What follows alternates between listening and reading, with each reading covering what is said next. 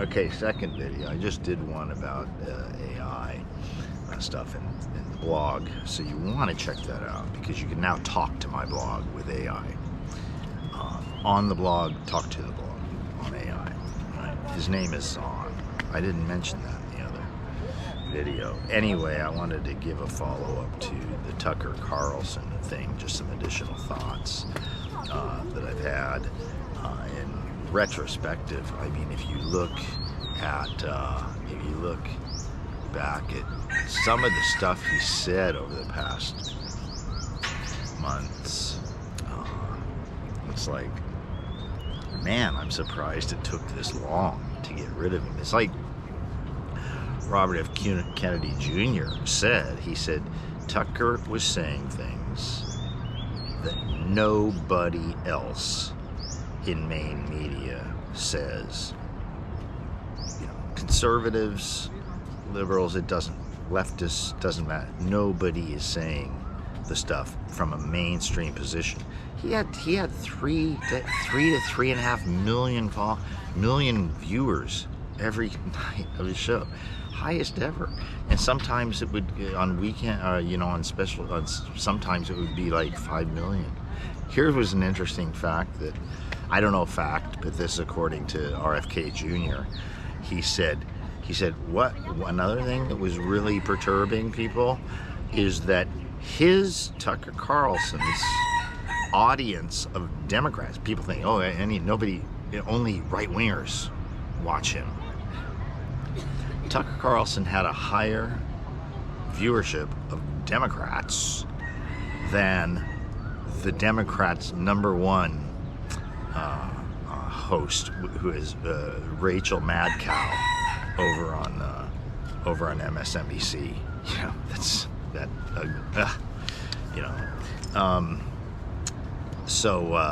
Yeah, think about that. Think about that. Tucker Carlson, more Democrat viewers than the highest rated, Democrat, news media celeb, Rachel Mad Cow. So there's that. Yeah, it's amazing there's butt hurt. I had a long-time subscriber after he saw the last video. He's a lefty, but we've always just left it at that because he's a big fan of the diet stuff, always has been, and so kind of agree to disagree. But boom, he canceled his subscription after that, and I was like, was it something I said? And he went off on the Tucker thing. Here's the thing. Why would somebody be so perturbed about Tucker Carlson? There's only one reason, right? Because he hits home. He strikes hard and cuts fucking deep. This is an indication that he's telling the truth, and people don't like it one little bit. Because, as I say, we live in a realm of the banality of dishonesty that plays out in automatic lying. Everybody deaf to the voice of their own conscience, right? Nobody fucking cares about lying anymore. Don't give a shit. This is the narrative. This is the approved narrative, right? It's dishonest, but whatever. The whole world's dishonest. So that's the banality part, right? So what do? You just automatically lie. Automatic lying. Just tell a lie every fucking time. Yeah, automatic lying to the extent of, it's kind of like people say, like, how you doing? You say, great. Whether it's great or not. I mean, that's a lot of times it's a lie. It's an innocent lie, right? But it's a lie. So, so people do it the same way in the political antagonism. They're always lying all the time, automatically, without even thinking about it. No conscience whatsoever. No voice in their head saying, you're lying, that's a lie. No. Right? So what is Tucker gonna do? Well, I'm thinking it's good that he's not talking. That he basically, somebody caught up with him and they said, what are your plans for the future. He said appetizer and entree.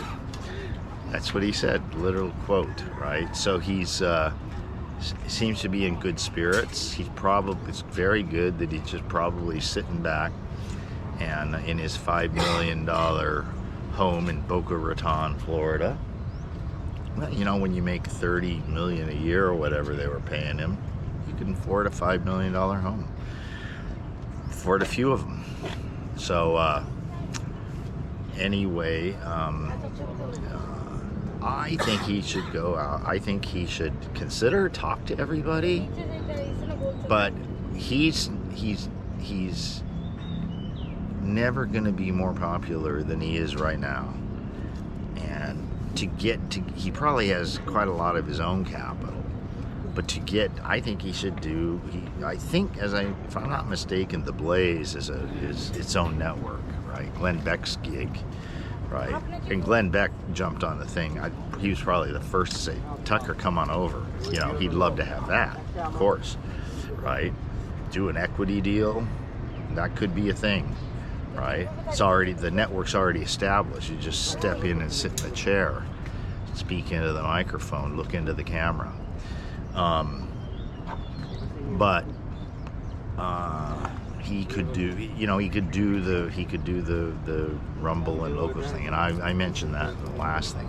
But I think one thing he should highly consider is just starting his own network, or doing something with. Somebody said do something with Musk, you know, Twitter kind of info thing, right? There's your capital right there. You don't have to worry about that. But going in on somebody's gig, you know, somebody talked about him going to Newsmax or One American News. That's a fucking joke. He ain't predicting right now. He ain't gonna be that. He's not gonna be. Tucker's not stupid. He's not gonna do that. So, that would be like fucking Newsmax. I don't know much about One American News. I looked at it a little bit yesterday. Turns out you can get it online. Through Pluto TV. You have ads, so if you go directly to One American News, it's a subscription like $5 a month, right? So you can, and I assume there's no ads. I don't know, but if you want to get it for free, go to Pluto.tv, and you can stream it there, but you get ads, right? But you can watch it for free. It seems pretty good, right? Maybe you should, you know, here's what would be funny. If he went to Al Jazeera or RT News, and don't laugh. If, you know, check shit out for yourself. I think Al Jazeera and RT is Russian Times, have some of the most objective report. They touch stuff that America will not touch, right?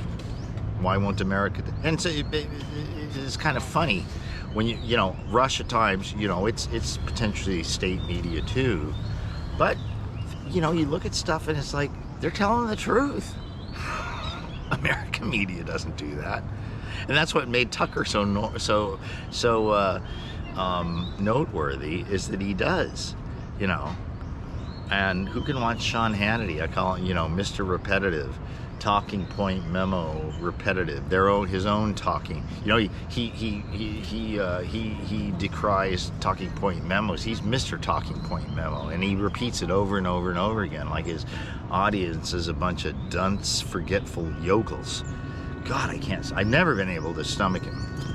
Right? I know his heart's in the right place, so you don't have to like say he's a bad person. I just don't like his style, right? And he's just too much God and country for me. He won't criticize stuff. And this is, here's another thing. And last thing, I don't want to make this. Last thing is I saw a piece just as I was walking out the door about how, I think it was in Epoch Times or something, Epoch Times, I don't know, however you want to pronounce that, but it was about how the Pentagon, the top brass of the Pentagon, is cheering over this. I'm like, well, that makes fucking sense.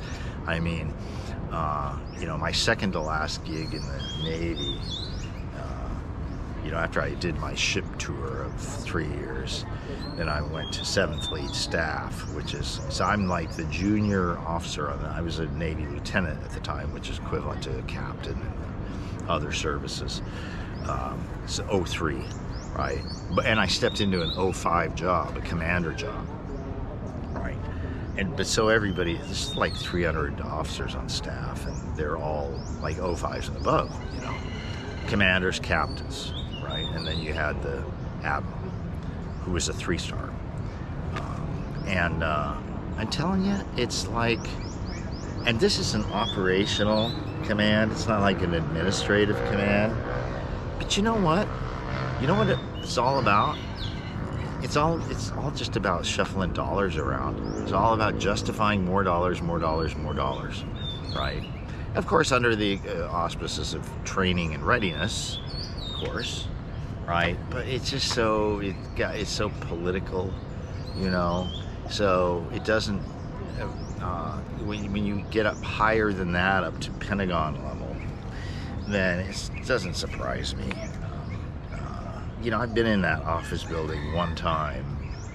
Holy shit, it's a massive thing. Fucking incredible.